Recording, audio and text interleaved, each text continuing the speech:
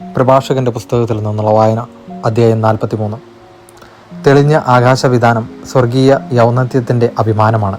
സ്വർഗം എത്ര മഹനീയ ദൃശ്യമാണ്! അത്യുന്നതിൻ്റെ സൃഷ്ടി എത്ര വിസ്മയാവഹമാണെന്ന് ഉദിച്ചുയരുന്ന സൂര്യൻ പ്രഘോഷിക്കുന്നു.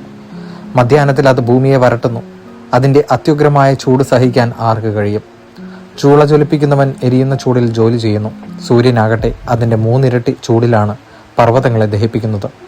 അത് അഗ്നിശരങ്ങൾ ചൊരിയുന്നു, ഉജ്ജ്വല രശ്മികൾ കൊണ്ട് കണ്ണഞ്ചിക്കുന്നു. ഇത് സൃഷ്ടിച്ച കർത്താവ് ഉന്നതനാണ്. അവിടുത്തെ കൽപ്പനയിൽ അത് ഗതിവേഗം കൂട്ടുന്നു. യഥാസമയം സ്വധർമ്മം അനുഷ്ഠിക്കാൻ ചന്ദ്രനെയും അവിടുന്ന് സൃഷ്ടിച്ചു. യഥാകാലം നിർണയിക്കുവാനും ശാശ്വതമായ അടയാളമായിരിക്കുവാനും തന്നെ. ഉത്സവ ദിനങ്ങൾ ചന്ദ്രനെ നോക്കി നിർണയിക്കുന്നു. പൂർണ്ണതയിൽ എത്തിയിട്ട് ക്ഷയിക്കുന്ന വെളിച്ചമാണത്. അത്ഭുതകരമായി വളരുന്ന ചന്ദ്രക്കലയെ അടിസ്ഥാനമാക്കി മാസങ്ങൾക്ക് പേര് നൽകുന്നു. ആകാശ സൈന്യങ്ങളുടെ പ്രകാശഗോപുരമാണത്. നക്ഷത്രങ്ങളുടെ ശോഭ ആകാശത്തിൻ്റെ സൗന്ദര്യമാകുന്നു.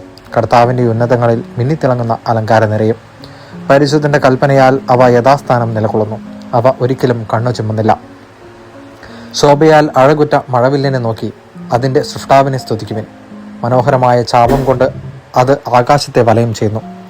അത്യുന്നതിൻ്റെ കരങ്ങളാണത് കുലച്ചിരിക്കുന്നത്. അവിടുന്ന് തൻ്റെ കൽപ്പനയാൽ ഹിമവാതം അയക്കുന്നു. തൻ്റെ വിധിയുടെ മിന്നൽ പിണരുകളെ ത്വരിപ്പിക്കുന്നു. അങ്ങനെ സംഭരണശാലകൾ തുറന്ന് മേഘങ്ങൾ പക്ഷികളെ പോലെ പറക്കുന്നു. തൻ്റെ മഹത്വത്താൽ അവിടുന്ന് മേഘങ്ങളെ ഒരുമിച്ച് കൂട്ടി ആലിപ്പഴങ്ങളായി നുറുക്കുന്നു. അവിടുന്ന് പ്രത്യക്ഷപ്പെടുമ്പോൾ പർവ്വതങ്ങൾ വിറകൊള്ളുന്നു. അവിടുന്ന് നിശ്ചിക്കുമ്പോൾ തെക്കൻ കാറ്റ് വീശുന്നു. മേഘകർശനം കൊണ്ട് അവിടുന്ന് ഭൂമിയെ ശാസിക്കുന്നു.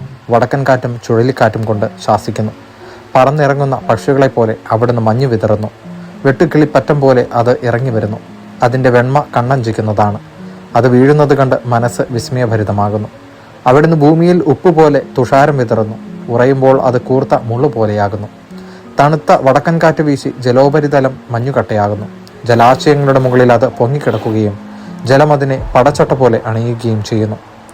പർവ്വതങ്ങൾ ചൂടുകൊണ്ട് ദഹിക്കുകയും മരുഭൂമി വരളുകയും സസ്യങ്ങൾ അഗ്നി കൊണ്ടെന്ന പോലെ വാടിക്കരയുകയും ചെയ്യുന്നു.